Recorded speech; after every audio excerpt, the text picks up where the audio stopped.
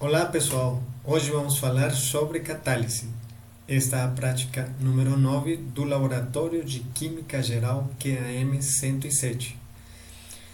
Eu sou o professor Edgar Lizarazo Jaimes, da Universidade Federal de Viçosa. Os objetivos dessa prática é verificar o efeito catalisador de substâncias numa reação química. O segundo objetivo é classificar as reações desta prática como reações catalíticas homogêneas ou heterogêneas. Bom, para começar, podemos pensar que uma reação química ela pode ser representada de diferentes formas. Uma delas é através das equações químicas. Nessa imagem podemos observar dois exemplos. Uma, a oxidação do ferro, e a outra, a transformação do diamante em grafite. As duas reações têm variações da energia livre de Gibbs negativas. Significa que essas reações são espontâneas. Mas quanto tempo elas demoram para acontecer? No caso da oxidação do ferro, ela demora alguns anos. No caso da transformação do diamante em grafite, ela demora milhões de anos.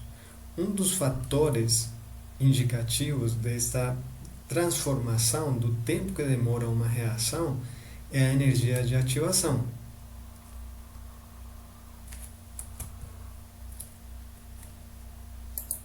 Nessa imagem,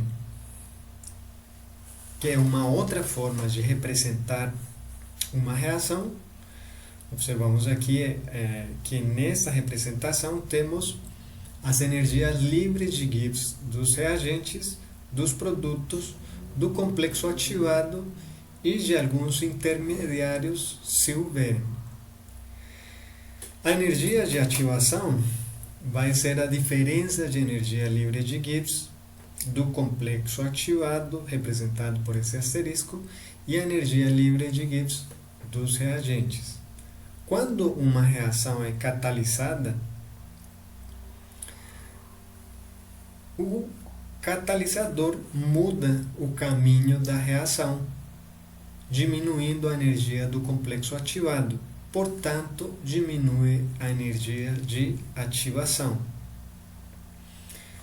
Uma definição de catalisador dada ou apresentada no artigo de Bernardo e Guzmão é a seguinte: um catalisador é uma substância química que, adicionada em pequenas quantidades, acelera uma reação química sem por ela ser intrinsecamente consumida. Então, quais são as características do catalisador? Não é consumido pela reação, acelera a reação, principalmente essas duas. Aumenta a velocidade de reação e não é consumido pela reação. Por que aumenta a velocidade da reação? Porque modifica o caminho da reação, diminuindo a energia de ativação. Temos aqui alguns exemplos onde é utilizada a catálise, principalmente em áreas industriais, como no setor de refino, petróleo, petroquímica, polímeros, agroquímicos, fármacos, aromas e fragrâncias. Aqui temos duas imagens. A primeira de um tubo de exaustão de um veículo, onde é utilizado óxido de cobre e óxido de crômio suportados em alumina como catalisadores. Então esses compostos seriam meu catalisador. São utilizados para quê? Para transformar o CO, que são moléculas gasosas, em CO2. O CO é uma molécula altamente tóxica para os animais, para o ser humano. E ela é transformada em CO2, menos tóxica, porém com algum efeito sobre o meio ambiente. Neste caso, temos os catalisadores em fase sólida e o reagente, que seria o CO, em fase gasosa. Esse tipo de catálise é dita catálise heterogênea, porque os reagentes e o catalisador estão em fases diferentes. Outros exemplos, principalmente da indústria petroquímica. Utilizar os catalisadores para aumentar o octanagem de algumas frações pesadas do petróleo e outras aplicações também na indústria do petróleo. Nessa prática, vamos ver duas reações catalíticas. Uma, a catálise heterogênea, que corresponde à reação de decomposição do peróxido de hidrogênio em água e O2, molécula de O2 gasosa. Se colocamos 2 ml de peróxido de hidrogênio num tubo de ensaio como este daqui e observamos ela por um determinado tempo, concluímos que não é observada esta reação. Não é observada a geração de moléculas de O2 gasoso. Esta reação acontece, só que ela demora muito tempo. Já quando utilizamos o dióxido de manganês, alguma quantidade pequena, em torno de alguns miligramas, podemos observar rapidamente a geração de bolhas.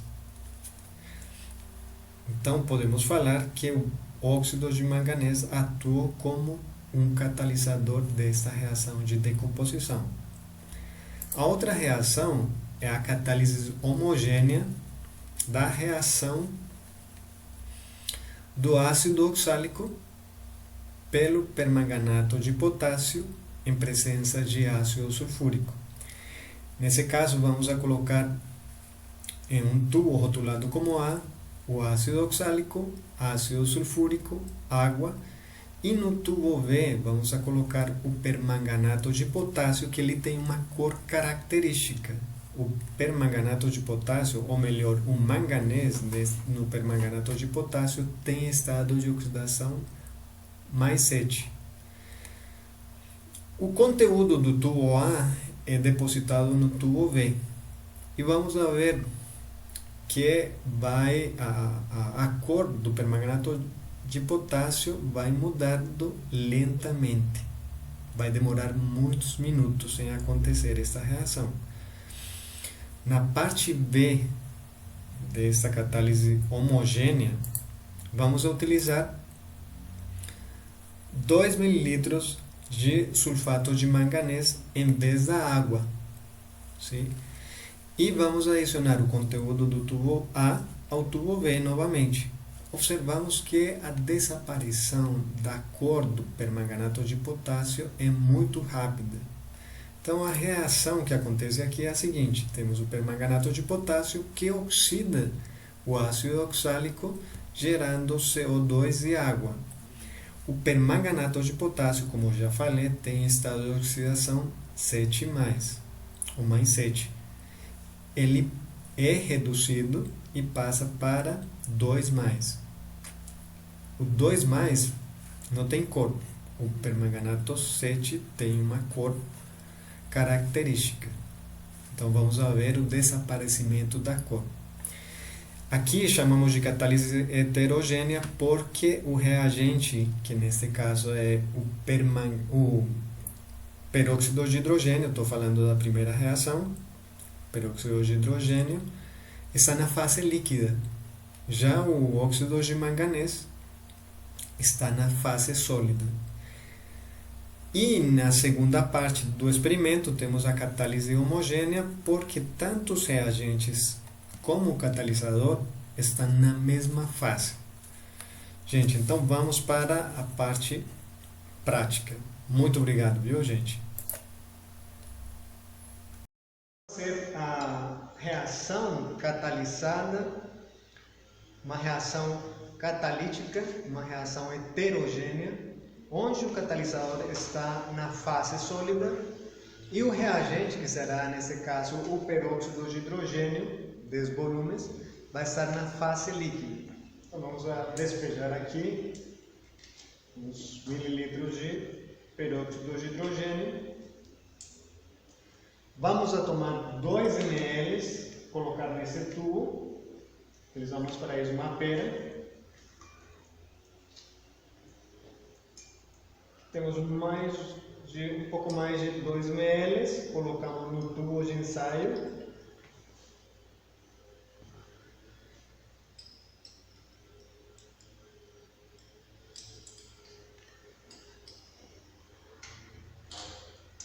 E agora vamos colocar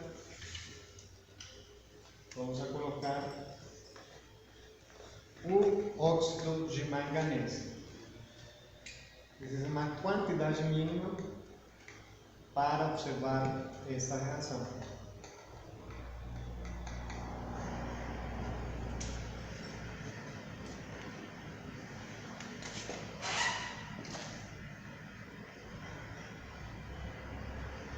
Pronto, então temos o peróxido de hidrogênio e óxido de manganês.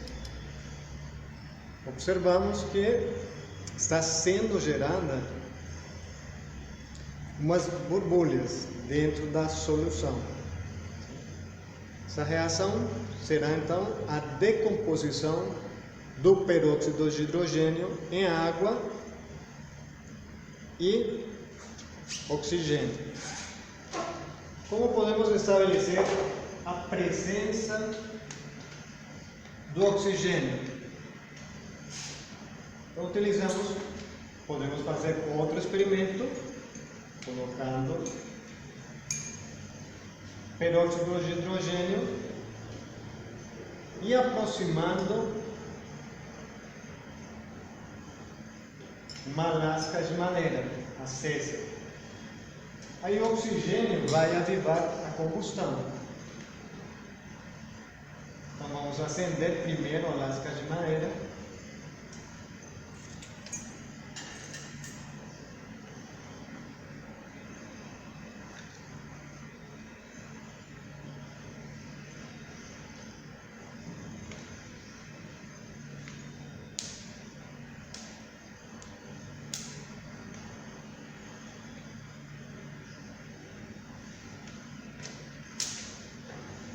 Vamos a colocar o óxido de manganês e aproximamos a lasca de madeira acesa para ver o que acontece.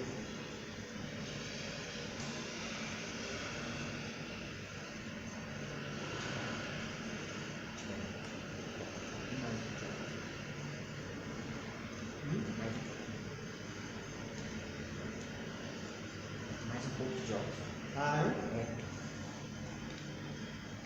Então aqui vamos utilizar mais um pouco de peróxido de hidrogênio para gerar mais oxigênio. Então já começou a ser gerado.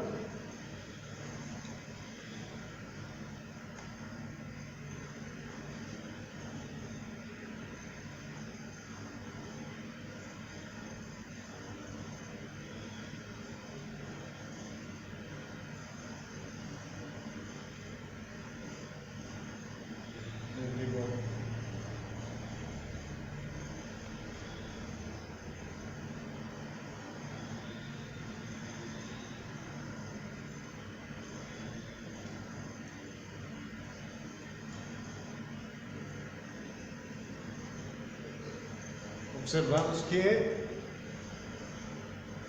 o fogo não se extingue devido à presença do oxigênio. Agora, nessa parte B das reações de catálise, vamos ver a reação catalisada homogeneamente do ácido oxálico pelo permanganato de potássio em presença de ácido sulfúrico. Quando temos sulfato de manganês, nesse caso o sulfato de manganês é o catalisador, que está na mesma fase aquosa. Então aqui observamos dois tubos. O primeiro contém o permanganato de potássio e aqui contém o ácido oxálico junto com o ácido sulfúrico. Ao misturar esses dois reagentes, observamos que a reação acontece muito lentamente. Ela vai perdendo a cor que é dada pelo manganês. Sim, então observamos aqui que a reação é lenta. Essa seria a reação sem o catalisador. Agora vamos observar o que acontece para a mesma reação quando temos os sulfatos de manganês, que seria o catalisador. Então aqui temos ácido sulfúrico, ácido oxálico e os sulfatos de manganês, que seria o catalisador. E aqui temos o permanganato de potássio. A cor é devida ao manganês. Então, se misturamos, podemos observar a reação, que é muito rápida. Homogeneizamos e observamos a decoloração e a formação de algumas bolhas. Enquanto que a outra reação ainda está acontecendo, é muito lenta. Então as reações catalisadas são muito interessantes porque elas consomem menos energia e normalmente reduz os custos de produção de algum material. Gente, muito obrigado por assistir o vídeo e até uma próxima.